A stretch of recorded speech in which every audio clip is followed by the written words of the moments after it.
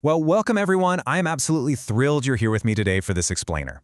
I want you to just kind of use your imagination for a second. Picture us stepping right off the screen and heading out on a walking tour together. We're out in the gorgeous, crisp Scottish Highlands. You know, the path ahead is just breathtaking, the air is cold and clean. You're walking your dog on a perfectly quiet afternoon. Your dog is completely calm, until suddenly he isn't. Literally without any warning, your dog sprints to the edge of the stone bridge we're approaching and jumps.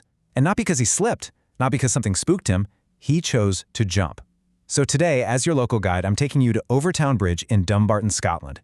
It's a place of incredible beauty, but as we're going to see on our little tour today, it is actually shrouded in a very real, very chilling darkness.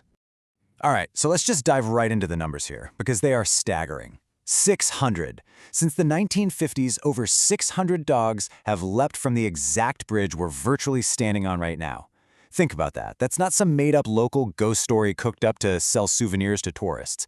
This is a highly documented reality. Many of these poor dogs died on impact on the jagged rocks way down below. Some miraculously survived, sure, but honestly, the story of the survivors just kind of adds to the absolute terror of this place, which we'll definitely get into in a bit. But yeah, 600 animals, all making the exact same fatal decision, at the exact same spot. So as we stand here, metaphorically looking over these old stones and down into that deep, dark gorge, we really have to ask ourselves, why do they choose to jump? I mean, what could possibly compel a perfectly happy, totally calm animal to just launch itself off a massive drop? It completely defies every basic biological instinct of survival, right? Animals just don't throw their lives away for absolutely no reason. So what is waiting down there in the gorge? Or maybe the better question is, what do the dogs think is waiting for them? To really wrap our heads around this, we need to trace the history of where we're standing.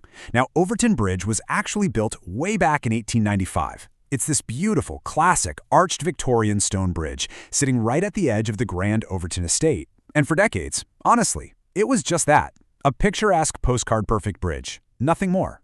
But then, the timeline shifts drastically. Sometime around the 1950s and 60s, local residents started noticing this deeply unsettling pattern. Dogs were leaping off. Then we hit 1994, which tragically brought a purely human nightmare to the bridge, pretty much cementing its dark reputation. And finally, by the early 2000s, this whole phenomenon had become so undeniable that formal scientific investigations literally had to begin. Now, before we focus entirely on the animals, I do have to mention a terrible human tragedy that permanently altered how locals view this structure. In 1994, a man named Kevin Moy committed a truly unthinkable act. He actually threw his own infant son from this very bridge, and then attempted to throw himself off as well. When the authorities arrived, he was highly disoriented and confessed that, well, he believed his child was the Antichrist. The locals were already whispering about the dark energy of this place, you know? But after 1994, that's when they really started calling it the Bridge of Death. Okay, now what's genuinely terrifying about the animal incidents is the sheer specificity of it all. Like if dogs were just clumsily falling, it'd be totally random, right? But look closely at the pattern. It is always dogs. Step a bit closer to this right-hand wall with me. It is always on the right-hand side of the bridge. It's specifically always between the last two parapets. And honestly, the most bizarre part, it always happens on clear, sunny days, not during some spooky, stormy midnight. We're talking broad daylight on perfectly calm afternoons. It's as if, under very specific environmental conditions, something from that right-hand parapet is literally calling out to them. To truly grasp the grip this place has on animals, consider this crazy case from 2005. A local woman named Alice Trevorrow was just walking her Labrador across the bridge. Nothing unusual. Suddenly, the dog jumped. Incredibly, her dog somehow survived that massive fall. Alice rushed down into the gorge, retrieved her badly injured pet, brought it home, and painstakingly nursed it back to health. But here's the part that will absolutely make your blood run cold. Once the dog was fully healed, she took it for a walk past the bridge again. You'd think the dog would be terrified of the place, right? Nope. The dog broke away, ran directly to the exact same spot on the right-hand side, and jumped a second time. I mean, the compulsion was just that absolute. Section 1. The Investigation. Seeking Logic in the Gorge. So by the early 2000s, things had gotten so weird that an animal behaviorist named Dr. David Sands was brought in to investigate. He spent months on site interviewing the locals, studying the gorge, doing the whole shebang. His conclusion? The minks scent theory.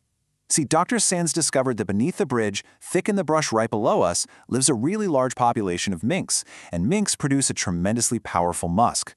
The theory basically suggests that dogs, with their super sensitive noses, detect this overwhelming scent from up on the bridge. They become so chemically fixated on the smell that their brains just kind of shut off their awareness of the massive drop, and they literally follow their noses straight over the edge. But here is the glaring hole in that scientific theory. Normal dog behavior tells us that yes, of course, dogs love to follow scents. They encounter strong, wild animal scents in forests, in fields, along rivers, all over the world. But they don't hurl themselves off fatal cliffs to chase a squirrel. They don't just lose their fundamental will to live because they smell a rabbit. Yet, Overtoun dog behavior is entirely different. They launch off a stone bridge into thin air. Even Dr. Sands had to admit that his mink theory was kind of incomplete. I mean, why would a dog ignore a fatal drop here but nowhere else on Earth? Section 2. Science, Sound in Spirits. Beyond the logical. This brings us to a really fascinating and honestly slightly terrifying concept: infrasound. So infrasound consists of sound waves that operate below 20 Hz. They are completely undetectable by human ears. We can't hear them at all, but our bodies can actually feel them. Studies show infrasound can trigger severe anxiety, a deep sense of unease, and even straight-up hallucinations. Researchers have theorized that the unique shape of the Overtoun Gorge and the specific way the water rushes through the rocks far below, it might act like a giant acoustic chamber, generating continuous infrasound. So the absolutely crucial question remains, could an invisible sound override the will to live? Remember, dogs have a hearing range that extends way, way beyond ours. If this gorge is pumping out a continuous frequency of infrasound, we humans wouldn't hear a thing. But a dog walking across that bridge? They might be suddenly plunged into a complete sensory nightmare, or even a hypnotic trance. Could that invisible silent frequency be so overwhelmingly distressing that it overrides their basic instinct to stay alive? It's wild to think about. Nobody has been able to definitively prove this, but nobody has been able to disprove it either. And of course, since we're walking through the Scottish Highlands, we absolutely cannot ignore the deep local lore. For those who aren't buying the scientific explanations of minks and sound waves, there's a much older, ancient belief. In Celtic mythology, Overtoun is known as a thin place. Basically, a thin place is a geographical location where the boundary between our living world and the spirit world is, well, paper thin. It's believed that animals, who are far more attuned to their environment than us humans, can actually sense this boundary. In this view, they aren't chasing a scent or fleeing a weird sound, they are reacting to something from the other side. Which brings our walking tour of the bridge right back to the present day. If you look around the entrances to the bridge right now, warning signs are prominently posted everywhere. Dog owners are strongly advised to keep their pets on very tight leashes when crossing. But, despite the signs and despite all the warnings, the jumps still continue to happen. Science has given us theories about minks and acoustics, mythology has given us warnings about spirits, but at the end of the day, there is still absolutely no definitive answer.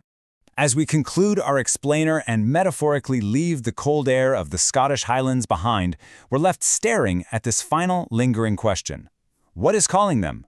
Why this specific bridge? Why only dogs? And why always that exact spot on the right-hand side? You know, there are things in our world that simply refuse to be neatly categorized by logic. And perhaps, as we pack up and head home today, the realization that we just don't have all the answers is the most terrifying part of the mystery of all.